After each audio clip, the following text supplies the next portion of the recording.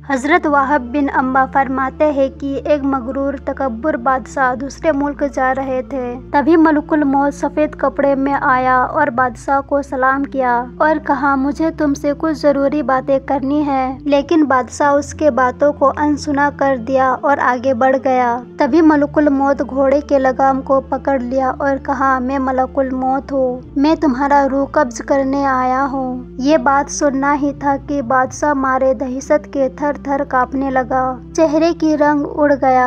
اس نے خوف زدہ لہجے میں کہا مجھے کچھ وقت کی مہلت دے دے تاکہ میں جس کام کے لیے آیا ہوں اسے پورا کر سکوں، پھر تم میری روح قبض کر لینا۔ ملک الموت نے کہا اب تو اپنے سلطنت کو کبھی نہیں دیکھ پاؤ گے۔ بادشاہ نے کہا مجھے میرے گھر والوں کے پاس جانے دے دو۔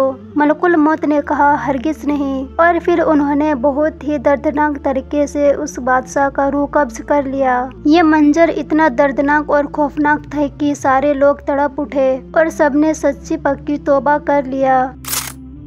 اسی طرح ایک دن ملک الموت ایک نیک آدمی کے پاس جاتا ہے اور کہتا ہے میں تمہارا روح قبض کرنے آیا ہوں۔ نیک شخص نے کہا خوشامدید۔ اس کے لیے جس کی جدائی بہت طویل ہو گئی تھی، اللہ کی قسم مجھ سے دور رہنے والا کوئی شخص نہیں جس کی ملاقات میرے نزدیک آپ کی ملاقات سے افضل ہو۔ ملک الموت نے کہا اگر تمہارا کوئی کام ہو تو کر لو، لیکن اس شخص نے کہا آپ کے ہوتے ہوئے مجھے کسی چیز کا ضرورت نہیں اور اللہ سے ملاقات سے بڑھ کر کچھ بھی نہیں۔ ملک الموت نے کہا تمہیں کس حال میں مرنا پسند ہے؟ تو اس شخص نے فرمایا جب میں نماز پڑھوں اور سجدے میں جھکوں تب میرا روح قبض کر لینا۔ چنانچہ ملک الموت نے اس شخص کا روح سجدے میں قبض کر لیا۔ سبحان اللہ۔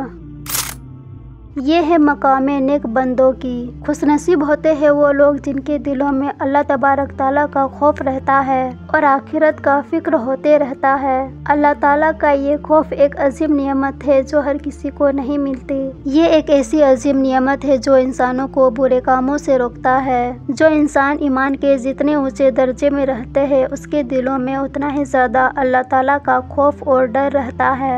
آج کے زمانے کے انسان غفلتوں میں پڑے ہوئے ہیں، اسے آخرت کی کوئی فکر ہی نہیں۔ پیارے دوستو، یہ زندگی کچھ لمحوں کی ہے۔ اس 2 دنوں کی زندگی کے لیے ہمیشہ رہنے والی آخرت کو نہ بھولے۔ اللہ تعالیٰ ہمیں نیک راہ پر چلنے کی توفیق عطا فرمائے۔ اللہ تعالیٰ سے ہمیں ایسے ہی شہادت والی موت کی دعا کرنی چاہیے۔ اللہ ہمیں بھی کلمے اور سجدے والی موت عطا فرمائے۔ آمین۔